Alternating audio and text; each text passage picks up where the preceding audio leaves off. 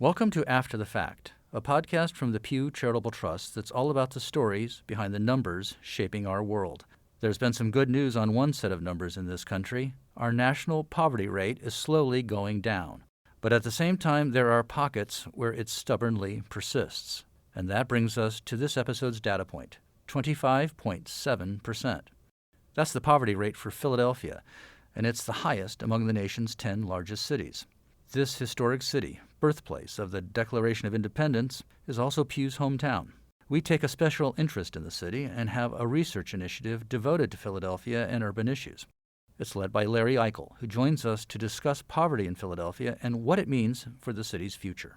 The findings in this report are sobering. Something like better than 1 in 4 residents of the city are poor.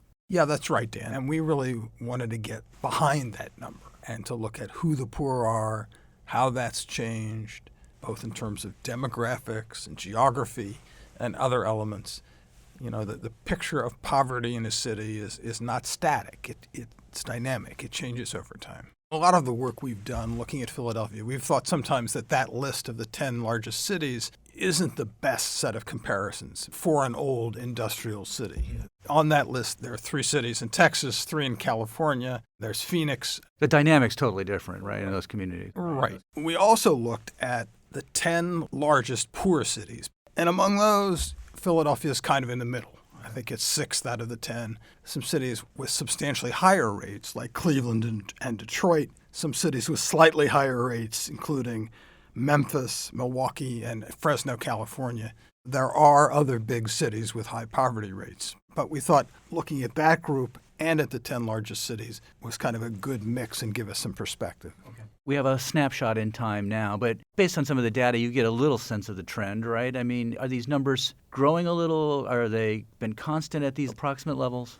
Well, for the last 10 years or so, they've been pretty constant in Philly. They went up, as you would imagine, as they did everywhere in the country, in the wake of the Great Recession. Sure, yeah. And now they're starting to decline nationally, and in Philadelphia they've been declining, but not declining a lot. The number in Philadelphia peaked at a little over 28% back in 2011 or 12, and it's now down to 25.7. So you mentioned earlier you wanted to get behind that number and find out more about it. What did you find out? By age, almost 60% of the poor are working age adults. And what's interesting about that is that's gone up in recent years. And that's simply because the population of the city has changed. It's grown slightly by 80,000 or so in the last decade, and most of that increase has been working age adults. A lot of the millennials, a lot of immigrants, but mostly in that age group. That group has grown. But we hear all the time about the poverty rate,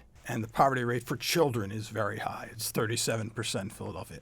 But that doesn't mean that the highest number of poor people in the city are children, because children are just a smaller piece of the pie. And when you look at it by race and ethnicity, you see a similarly sort of complex picture. On the one hand, Hispanics have the highest poverty rate in the city of any group, but by a considerable margin, 37% Wow. And interesting thing about that is that's been relatively constant over time, but the number of Hispanics have gotten larger and larger in the city. So that's now over 20% of the poor people in the city. The rate for African Americans, about 30%, has declined slightly, and their share of the total population of the poor is down somewhat. There's still a very slight majority of the poor in the city, but not as much as they used to be. One of the things the report also got into was something called deep poverty. Tell us what that is and what's going on in that area. Deep poverty is a subject that a lot of people in the field have been talking about recently. And let me define it for you. The census defines poverty, and there's a complicated formula, some would say an outdated formula for doing that. But for instance, for an adult with 2 children, the poverty line is about $19,000. It's not a lot of money. Less than $19,000, you're poor. To be in deep poverty, the threshold is half that. So that means if the poverty line is $19,000, the deep poverty line is $9,500. And in Philadelphia, about 12% of the population qualifies for deep poverty. In most of the cities we looked at, there's a pretty direct relationship between the deep poverty rate and the poverty rate. But 12.5%, we're talking about better than 1 in 10 people in that city. That's right. In this day and age, it's a frightening thought. That's in the 180,000 range of people, maybe a little more than that. So, it's a lot of people. Mm-hmm. Where in the city are they? I mean, Philadelphia is a very diverse place. You live there now. I used to live there. It's a city of neighborhoods, very distinct places. And the city that I think most visitors would see, maybe the people who are listening to us today who aren't Philadelphians, but maybe have been there recently, it's a dynamic city. Center City is vibrant. I'm just struck by the juxtaposition of this sort of really new dynamism and yet this persistent poverty. I mean, the city has always had that kind of dichotomy, but I think you're right. In some ways, it's more pronounced than it has been in the past. Last year, we did a big study of gentrification in the city. And, we found that gentrification is certainly happening in Philadelphia, and perhaps not as widely as some people think. But by our definition, about 4 or 5% of the city geographically had gentrified from 2000 to about 2014. And over that same period, 40% of the city, a lot of this same part of the city we're talking about, incomes were stagnant or declining. 60% of the city is a poverty area by the census definition. Doesn't mean everybody in there is poor, but it means that if you're living in one of those neighborhoods and you have a middle-class life, chances are your neighbors could be poor. You're going to have exposure, very direct exposure to poverty. The other thing about geography that was really interesting to us, and it was certainly a surprise to me, was the degree to which poverty in the Philadelphia region is concentrated in the city. Our question was, why would we see this concentration more in the Philadelphia region than in a lot of other places? And we talked to a lot of experts about that, and nobody had really thought of it in exactly that way. So the best we could come up with were some ideas, some elements that we're pretty sure are factors, but the ones that really stood out were, one was transportation. The city has an extensive transit network, much more so than in the suburbs. In addition, if you're going to live in the suburbs, you need an automobile, and the cost of car ownership in the Philadelphia region, due to a number of factors, including the rates of automobile insurance, is higher than in other regions. So you put that together, and it makes it easier from a transportation standpoint for a poor family to live in the city. That's one. Another is housing costs. In a number of the regions that we looked at, housing is less expensive in the suburbs than in the city. Not true in Philadelphia. It's more expensive in the suburbs. Right. So from a cost standpoint, housing, poor person, probably better off in the city. Again, I can't tell you which of those is the most important and how it all fits together, but they're all part of the mix. In a few minutes, we're going to be talking with Matt Bergheiser at the University City District, who's involved in efforts to do that very thing, alleviate poverty by helping people find jobs. If people have a job, they're not going to be as poor. There are lots of factors going on, but when you look at cities where the poverty rate has really gone down over time, it's usually because there's been some sort of economic transformation in terms of development and jobs. If you have more jobs, usually the poverty rate's going to go down.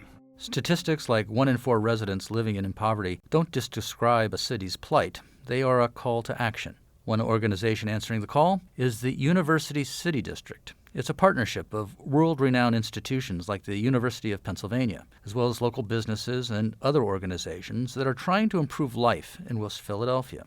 The district has created a program that teaches job skills and places city residents in good-paying jobs. It's changing lives, as the district's president, Matt Bergheiser, told us.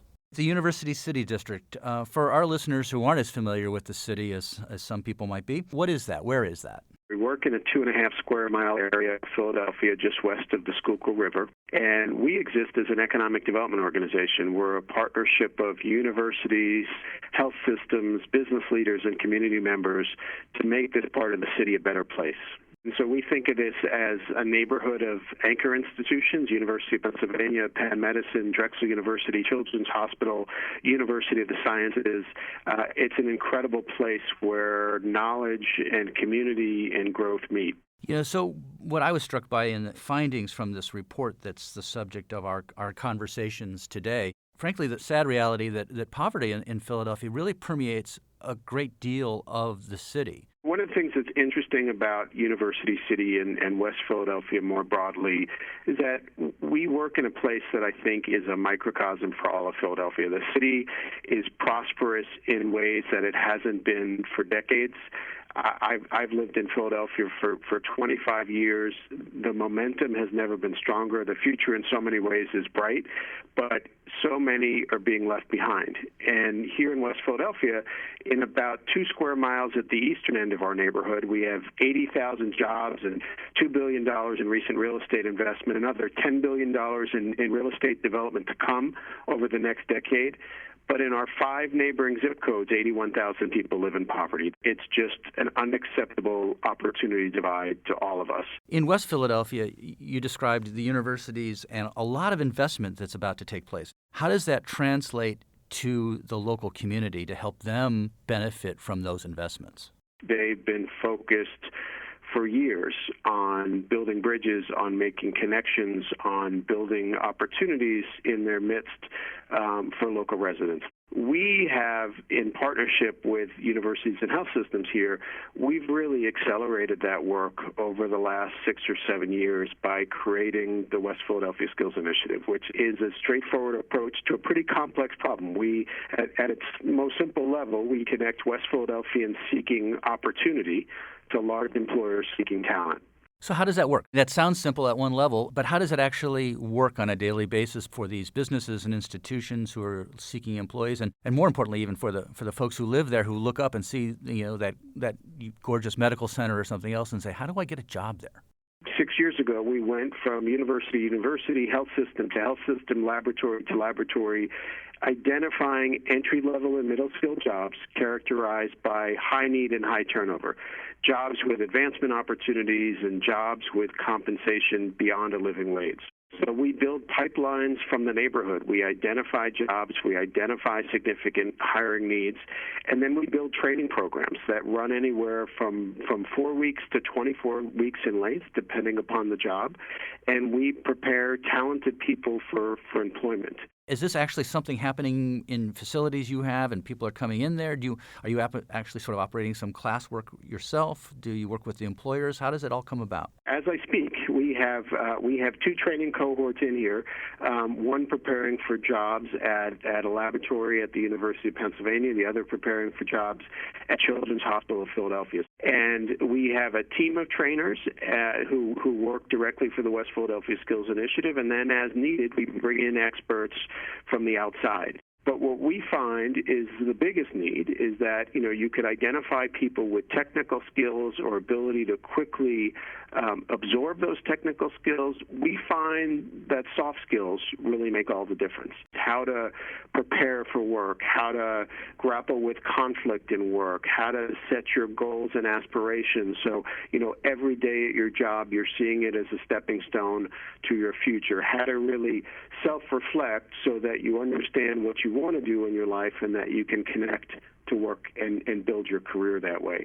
And so a lot of our focus is on that, is on orienting people toward work and towards personal and professional growth. How do you measure success? The national poverty rate is starting to go down a little. The city of Philadelphia seems to be stubbornly at the same point, or slightly even increasing. What is success for you at this point with the Skills Initiative? 93% of people who came to us having been unemployed an average of 62 weeks when they walk through our doors find jobs through our program. Now, of course, it doesn't end there.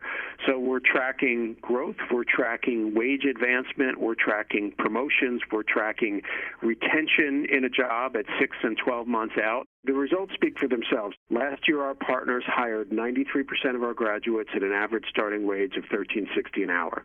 And over time, we've now paid $15 million in wages to formerly unemployed West Philadelphians. But this sustains itself because we are making a difference at workplaces. Happen to have any personal success stories of individuals that you recall that sort of exemplify what we've been talking about? I actually want to read an email that we received over the weekend. It says, "My name is Rashida, and I'm a graduate from the food service program that was connected with Drexel in the newest dining halls." She goes on to say, "I wanted to find a way to share my thanks for the Skills Initiative program because after attending, I found my footing in my career. I completed the program and was hired at Drexel as a food server. Within 3 months of that, I was hired as a concession supervisor at Lincoln Financial Field. And within another 6 months, I was hired as a dining hall supervisor as another college. And now within a year of being at the job, I've become the retail manager managing 4 locations. I would have never made it this far without the help of the Skills Initiative. I would like people to know that a few bumps in the road doesn't mean that you can't find your way eventually. If there's anything I could do to give back, please let me know.